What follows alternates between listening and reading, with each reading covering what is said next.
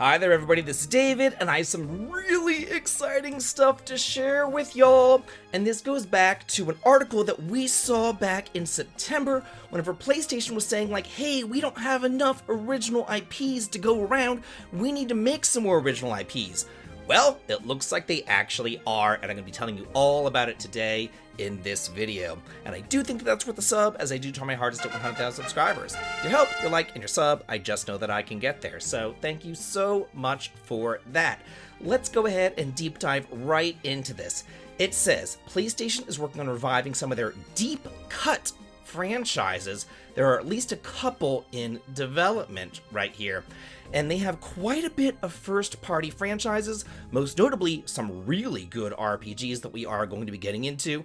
And this comes from Video Game Chronicles' Andy Robinson, whenever he was speaking on their, it's like a video game website or whatever, and they have a podcast and they had an episode. So let's listen in to what he had to say. All the kids want a new fat princess, so I'm sure they'll be getting another one of them. I mean, without being an insider dick, I know of at least a couple that they're working on. Like the deep cut old IP stuff, kind of in the mold that you're talking about, really, like maybe smaller games, maybe like supplementing their big blockbusters. A new jet motor. Welcome to So basically he's saying that, yeah, the company is in development on some of those IPs right now. He says that he knows of at least a couple of them that they're working on, describing them as like deep cut old IP stuff. Old stuff. He says that it could be on the smaller scale to help fill out the platform's hold of slate of first-party releases going forward. And some RPGs that they do have that we've recently gotten some releases of, yeah, they were on the PSN and everything like that, but we did get releases of them, was our little fan favorite, Legend of Dragoon. This is a Sony-owned IP, and it's one of their better ones, but we just haven't seen hide nor hair of it since, you know, the PS1 era. They could do so much with that game. It was touted as the Final Fantasy VII killer. It's gonna kill it. And then it went on to not sell all that well in Japan. In fact, it was deemed a failure in Japan until it was released here in the West, where it's ended up selling over 1 million copies. And then they finally were like, oh, hey, we're able to recoup our losses with Legend of Dragoon. And I know that these Japanese companies, they are now trying to focus more on the West. And if they see that this game here sold 4 times as much in the West as it did in Japan, then hey, maybe they'll release another one because they are focusing on the West. Another game that is Sony owned that we got last year, again on the PSN, was Joan of Arc, right here, this little strategy RPG gem. I love it. A lot of people say it's a level 5 game, and it is, but this is Sony owned IP right here. So hopefully they're just testing the waters. I mean, he did say again that it could be some smaller items to kind of round out their IPs, but you know, we could be getting more. So what else do they own, you might be asking? Well, let's actually just go through everything that they own and let's talk about these games and let's hope and see what we might be getting. You know what else they own? Legend of Legaia. I love this game, absolutely adore this game. It's one of my favorites on the PlayStation 1. It's hysterical. I don't know, just something about the storyline, something about Noah, and just how kind of dumb she is, you know, it just makes me laugh. I always love the game. It has a traditional world map. It has these like battles where you fight and you like plug in the attacks and everything. It's almost like a Street Fighter sort of thing. It's really freaking cool and I adore it. Another one that came out on the PlayStation 1, the Arc the Lad collection.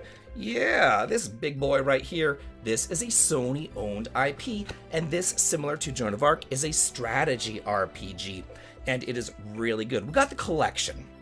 So the reason why we ended up getting the collection back in the day, and localized by Working Designs, was because Sony had this vendetta against 2D games, and they would only let them come out with 2D games like if they added more to them, and that's why they had to get the collection and all that kind of stuff.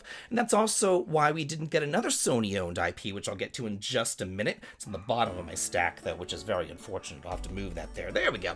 So we didn't get this one IP because we ended up getting Beyond the Beyond, because Beyond the Beyond had like this little 5-second 3D cutscene or whatever. So they were like, oh yeah, that's 3D, that'll sell in the West. And we ended up not getting their other Sony-owned IP, Popo LaCroix, which sold like hotcakes over in Japan, and we haven't seen anything about it over here in the West except for this one on the PSP, and then we did get like a farm story or something on the 3DS as well.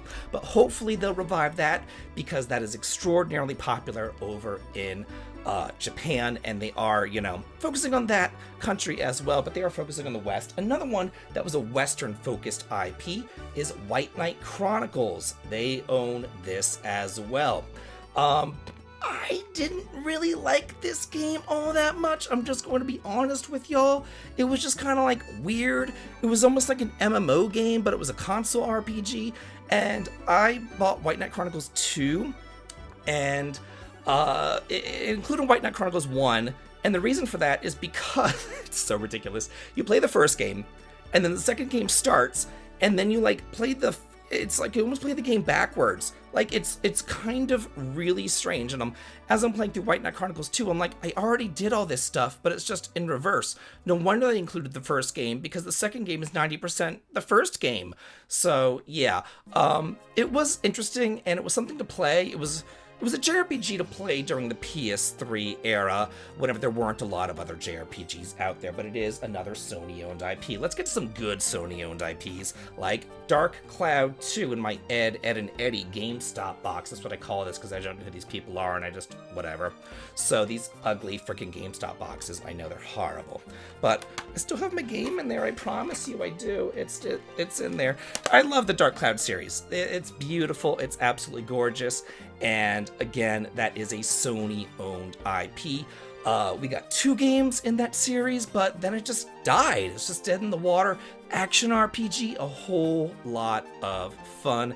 Absolutely gorgeous. I think that y'all would love that if you haven't played it yet. Another action RPG that they own that is dead in the water is Rogue Galaxy. Where is this one? Like, come on now. Where is this one? I would love to see Rogue Galaxy. And a lot of these games, like, you might think, oh, maybe that's level 5 or whatever, but no, these are Sony-owned IPs. I went and I looked all this up. I did. I researched. I know, I actually researched before I made a video.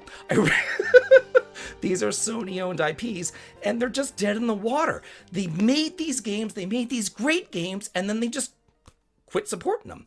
And now they want to support them more. They want to say, okay, you know, Nintendo does this, and we should be doing it too. If we want to compete with Nintendo, who have these legacy IPs from the NES all the way on to, you know, right now, that's what we should be doing. And speaking of legacy long-running games, where's Wild Arms? That's another Sony-owned IP. Where's Wild Arms? Why can't we get this Wild West RPG turn-based world maps, hex battle system, so much fun, crest magic, like, come on. There's so many games that they could be developing, that they could be putting out there, that we would all just love, but they just need to put them out there. But here's another thing. We know that remakes and remasters are big business. We're seeing it with the HD 2D. We're seeing it with Suikoden 1 and 2 and Lunar. The Tales series is getting in on it. We're seeing all these remakes. So PlayStation's like, hey, these are going to be deep cuts, but they're going to be quick and dirty. You know, it's kind of like Legend of Dragoon, kind of like Joan of Arc. So maybe we'll be getting some compilations too. Maybe a Wild Arms compilation, maybe a Dark Cloud compilation. You know, maybe they'll just be releasing these things digitally, and then they'll be looking at sales and they'll be like, hey, you know what? That Legend of Dragoon game, that sold really freaking well. Maybe we should make Legend of Dragoon 2 or a prequel, you know? So I want to know from y'all, what do you think about all this news? It's very exciting to me. And do you think that they're going to remake these games? Do you think we're going to be getting new games? Let's all talk and chat about it in the comments. And as always, have a good day.